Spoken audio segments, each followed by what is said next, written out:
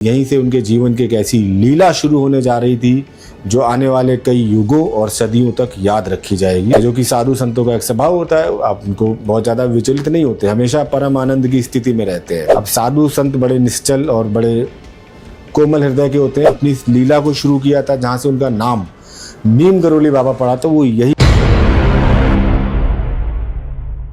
नीम करोली बाबा का नाम आखिर नीम करोली बाबा कैसे पड़ा। तो आज का जो ये वीडियो है इसमें हम यही जानेंगे। जी हाँ, लक्ष्मी नारायण शर्मा उनका वास्तविक नाम था, लेकिन ये नाम आगे चल के नीम करोली बाबा के रूप में विख्यात हुआ। देश दुनिया विदेश हर जगह आज अगर आप नीम करोली बाबा बोलेंगे तो जो उनके भक्त हैं, जो उनके श्रद्धालु हैं, वो आपको मिल जाएंगे। लेकिन इसके पीछे एक बड़ी प्रेरक घटना है और एक कहानी है जो उनके जीवन में एक माइलस्टोन की तरह आई और लक्ष्मी नारायण शर्मा जी को नीम करोली बाबा के रूप में स्थापित किया। तो हुआ यूं कि उत्तर प्रदेश के फर्रुखाबाद जिले के आसपास नीम करोली बाबा एक बार ट्रेन में सफ़र कर रहे थे। अंग्रेजों की हुकूमत थी और अभी भारत आज़ाद नहीं हुआ था, तो आप जानते हैं अंग्रेज किस तरीके से हमें डोमिनेट करते थे। बाबा उस ट्रेन में बैठे थे, तभी एक अंग्रेज अधिकारी जो टिकट चेक करने आया उसने देखा कि बाबा बैठे हुए हैं। उसने तुरंत कहा, आप अपना टिकट दिखाइए। अब बाबा तो साधु संत फक्कड़, बाबा के पास टिकट नहीं था। बाबा ने कहा टिकट नहीं है, तो उसने कहा टिकट नहीं है तो आप इस ट्रेन में चलने के लिए पात्र नहीं है, आपको उतरना पड़ेगा। अब बाबा अपनी लीला जो करने जा रहे थे और शायद यहीं से उनके जीवन की एक ऐसी लीला शुरू होने जा रही थी जो आने वाले कई युगों और सदियों तक याद रखी जाएगी। तो बाबा मुस्कुराए। बाबा ने कहा जैसी हरी इच्छा। तो जो अंग्रेज अधिकारी था उसने चेन पुलिंग की, ट्रेन रोकी और बाबा जी को नीचे उतार दिया। उनकी गठरी सामान सब उतार दिया। बाबा जी बैठ गए उस स्टेशन पे आराम से धुनी जमा के। जो कि साधु संतों का एक स्वभाव होता है, आप उनको बहुत ज़्यादा विचलित नहीं होते, हमेशा परम आनंद की स्थिति में रहते हैं।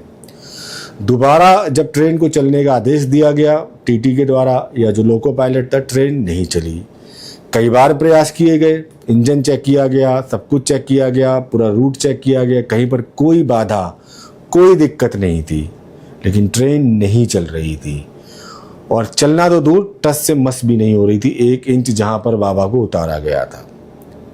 अब वहां पर कुछ भारतीय भी बैठे थे। उन भारतीयों ने कहा कि आपने जिनको उतारा है, लग रहा है वो कोई दिव्य चेतना है, कोई दिव्य अनुभूति या आत्मा है। आपको एक काम करना चाहिए, उन्हीं के पास जाके प्रार्थना करनी चाहिए, उन्हीं के साथ विनय अनुनय करनी चाहिए, सॉरी बोलना चाहिए, माफ़ी मांगनी चाहिए जो आपने उनका अपमान किया है इस समय उतार के, तभी ये ट्रेन चलेगी। क्योंकि ये भारतवर्ष है, यहाँ पर साइंस से ज़्यादा, विज्ञान से ज़्यादा अगर कोई चीज़ होती है तो वो होती है साधु संतों का आशीर्वाद, मिरेकल्स। और ये भूमि सनातन की भूमि है। तो शायद अंग्रेज अधिकारी को बात समझ में आ गई। तो वो अंग्रेज अधिकारी नीचे उतरा, उसने बाबा से अपनी प्रार्थना की, माफ़ी मांगी कि मुझे माफ़ कर दीजिए, मैं नहीं पहचान पाया था और मैं अपने इस बुरे बर्ताव के लिए आपसे माफ़ी मांगता हूँ। अब साधु संत बड़े निश्चल और बड़े कोमल हृदय के होते हैं। बाबा ने माफ़ कर दिया, लेकिन बाबा ने कहा अब जहाँ तुमने उतार दिया मैं आगे नहीं जाऊँगा, मैं यहीं रहूँगा।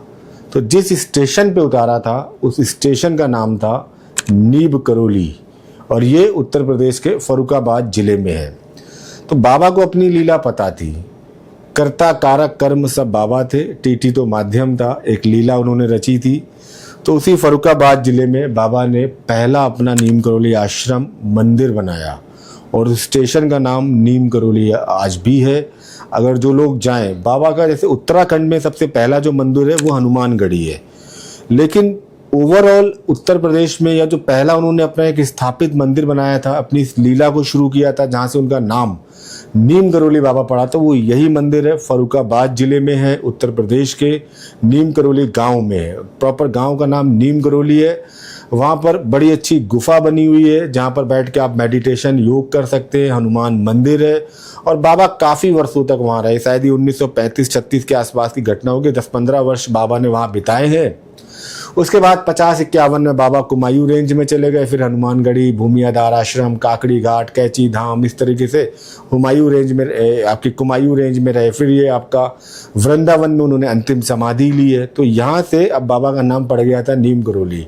तो आज भी जो नीम करोली गाँव के लोग हैं वो बाबा जी की बड़ी दिलचस्प कहानियां सुनाते हैं और नीम करोली बाबा को अपने एकदम जैसे कि आप अपने दादाजी नाना जी को लेते हैं ना, बिल्कुल उस घर पूरे गांव में, गांव के घर घर में उनकी पूजा वैसे ही होती है जैसे कि आप अपने बुजुर्गों को, पितरों को याद करते हैं। तो हर घर में आपको उनकी फोटो मिलेगी।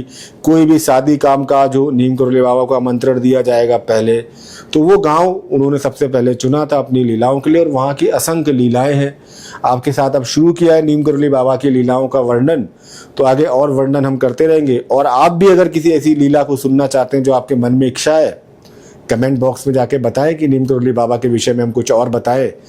तो उनकी प्रेरणा, उनके आशीर्वाद से जरूर आपके लिए हम कुछ ना कुछ बताएंगे। और देखिए, जब ये सत्संग होता है, जिस समय ये आप नीम करोली बाबा की परिचर्चा सुन रहे हैं, साधु संतों का सत्संग है और ये अपने आप पर एक कृपा दृष्टि ला रहा है। नीम करोली बाबा की जय लिखिए, श्री राम की जय लिखिए। और कभी समय मिले तो उस जो नीम करोली स्टेशन है वहाँ विजिट कीजिए, उस गांव में विजिट कीजिए और उस मंदिर के दर्शन कीजिए। हालांकि ईश्वर हर जगह है, जो जा सकते हैं जरूर जाएं। इसी के साथ इस वीडियो को समाप्त करते हैं। जय श्री राम, जय नीम करोली बाबा।